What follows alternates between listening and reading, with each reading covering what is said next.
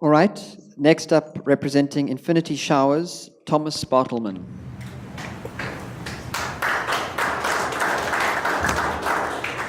Good afternoon, everyone. My name's Thomas. I'm the head of business development for Infinity Showers. And today I'm here to take you on a journey on how to rethink your relationship with your shower. So in order to do so, we need to take a step back. We need to revisit day zero from an emotional perspective. Showers used to be a luxurious, cleansing, relaxing experience. I don't know how many people have experienced that since day zero. Probably not too many.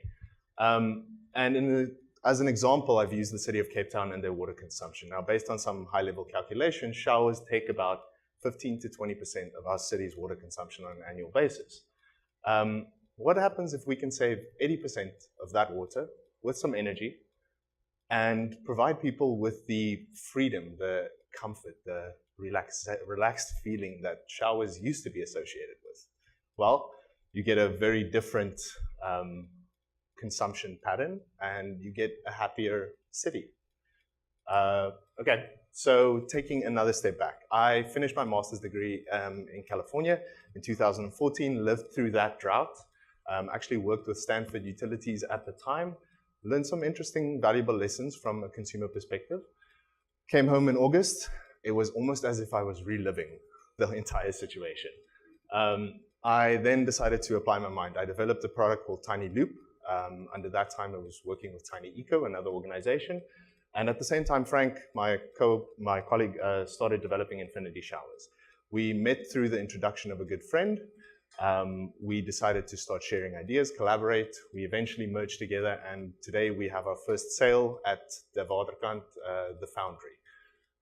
We come from vastly different backgrounds, age groups, experiences, but we found that through collaboration, we could come up with this unique product that really changes your interaction with your shower. So how does it work? You get in the shower, you turn it on. You wash yourself, you rinse yourself, press a button, and you flush 4 liters down the drain. You replace that with fresh 4 liters of water, which you can then rinse yourself again. You repeat that as many times as necessary, and we'll get to this in a second, why that's important. Then you do your final rinse, and you flush the water away, you turn the shower off, and you step out. Your shower, your power. It's cliche, but it's catchy. So how do we get to 80%? Now, in order to explain that, we have to look at 2 extreme cases. One is the persona who washes and rinses only. You wash and rinse, and then you use a second 4 liters of water to wash again, or to rinse again, and you save 80% of the water, compared to a traditional 4-minute shower, which is 40 liters of water. For the extreme other case, a person who has a public presence, someone who has to wash their hair, condition their hair, females, I'm mostly speaking to you, color their hair, shave, you have to rinse repeatedly when you color your hair, like that's an intensive process. If you take 15-minute shower, that's 150 liters. Infinity Showers, 40 liters. You save 74%. Our target market is the tourism industry in Cape Town, and there's a very specific reason for that. They've struggled for a while now, and by implementing Infinity Showers, you can get this experience of marketing yourself as the eco-friendly. And you can market one of your rooms as an eco-friendly room. Moving on, our market position, there are plenty of competitors on the market. Baloo Plumbing in the waterfront actually had an experience with Orbital Systems trying to implement one of their systems, and they said the maintenance was a nightmare. So we're at 12,000 Rand a unit compared to 35, 45, all of that. And all for the reason that we just chose to make a product that's a little more simple and that requires a bit of user interaction. It doesn't hurt us. It actually teaches us about the water that we consume. We have an ROI of about 3 to 5 years. Now that's based on a 2 to 4 person household. We can do multiple ROIs depending on what bracket you fall in for water consumption, for energy consumption, etc. And then just to sort of take a step back then and say, why Infinity Showers? There's the obvious reasons. There's the water savings potential, the affordability, the ROI, the job creation, etc. But then there's the human experience. There's the fact that we get to be comfortable consuming as little as we possibly can. And from a policy perspective, that policy and innovation usually go hand in hand. We've seen that with the new bylaws. So we hope that this will sort of be on the back of those new bylaws. And then there's the scalability. I mean, possibilities are endless. Luxurious, guilt-free showers for everyone. Thanks. Thanks, Thomas.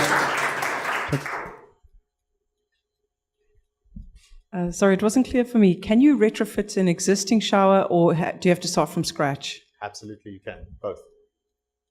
And what's the price difference, or how does it work? Nothing. No price difference.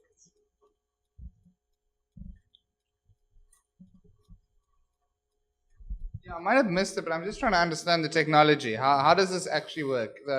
And does it need to be hooked up to electricity at all, or So it hooks up to electricity through the roof of your bathroom. So there is as you can imagine, a pump, some disinfection technologies, etc., incorporated into it. And it's really as simple as there's a reservoir that captures the water that comes out of the shower head and then recirculates it until you press a button. And when you press that button, it flushes the water out, replaces it with fresh water. So is there anything more descriptive I can share? No, I think that's fine. So I mean, essentially, it's catching your grey water and disinfecting it and recirculating it back down again. Correct. Okay, but that water is fairly clean, and you haven't had anyone objecting to the grey water coming through again. No. No. We're only selling our first official product now. We've used it ourselves for quite a while. And actually, my colleague Frank's sister owns an Airbnb or a B&B that she's implemented in as well. What is the energy usage like and the cost associated? 80% savings, depending. So the electricity usage. Electricity usage? Because you'll use to pump it back up. Pump it.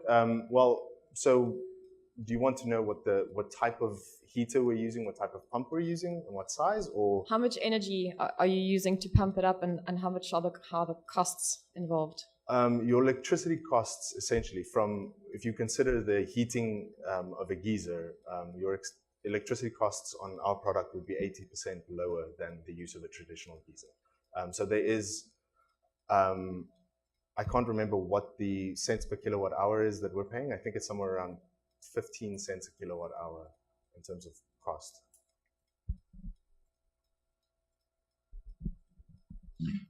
In other words, that's a point of use heater. You bypass the hot water from the geyser and you use only cold water. You've got a built-in element in there as well as a circulation pump that circulates the grey water. Yes.